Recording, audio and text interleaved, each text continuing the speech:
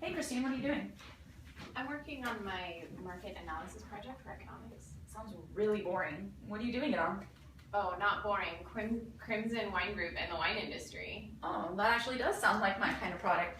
What do you mean by market analysis though? Like what type of stores they sell it in? No, what type of market structure the winery would be in? There are 4 types. There's, I don't know why I get these confused. Purely competitive, monopolistic competition, oligopoly, and monopoly. Oh, how do you determine the type of market? There are some basic determinants you look at, including the number of firms in the industry, if they sell a differentiated or standardized product, if they have any control over price, barriers to entry, and non-price competition. How do you know which one Crimson Wine Group would be in? I would look at these determinants that I have written here. Relatively large number of sellers? Yeah, there are hundreds of winemakers in the United States alone. The industry brings in over $1.6 billion a year, and that doesn't even include family-owned wineries. So, I mean, Crimson Wine Group alone brings in $220 million, and they own 6 wineries. Oh, so they're just a small part of it.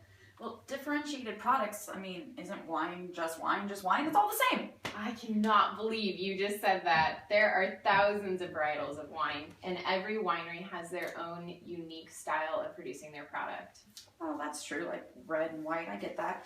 Easy entry and exit, you mean like, can I get into the winery tasting room easily? No, silly. That means that firms can enter and exit the market with few barriers and low capital requirements. Oh, I see what you mean. So even I could start a winery if I had a plot of land and some grape seeds. Sure, I don't know how good it would taste, but you could definitely give it a try.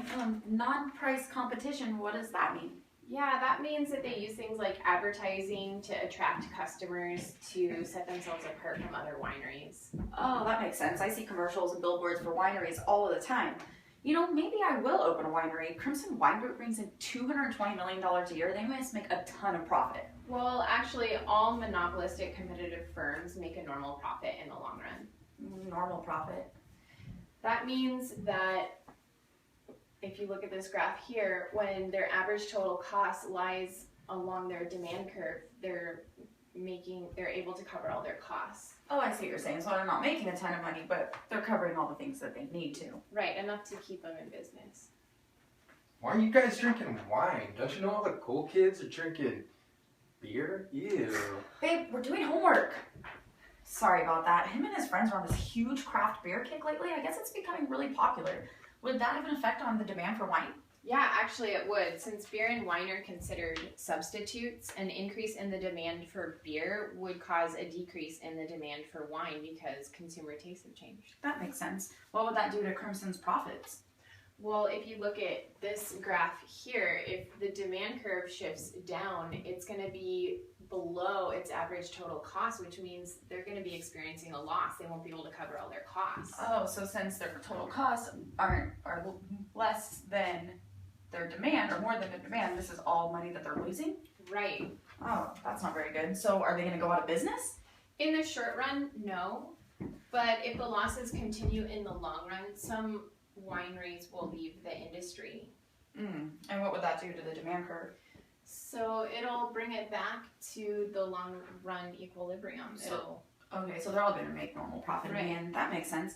Well, that's actually really interesting. So because Crimson Wine Group is one of many wineries, they sell a unique product. It's pretty easy to open a winery, and they use things like advertising. They would be considered a monopolistic competition. Do I got it? Yeah, you got it. With all this new information, it actually really does make me consider opening a winery. You should, but in the meantime, why don't we enjoy a glass of wine? Sounds good. Cheers. Cheers.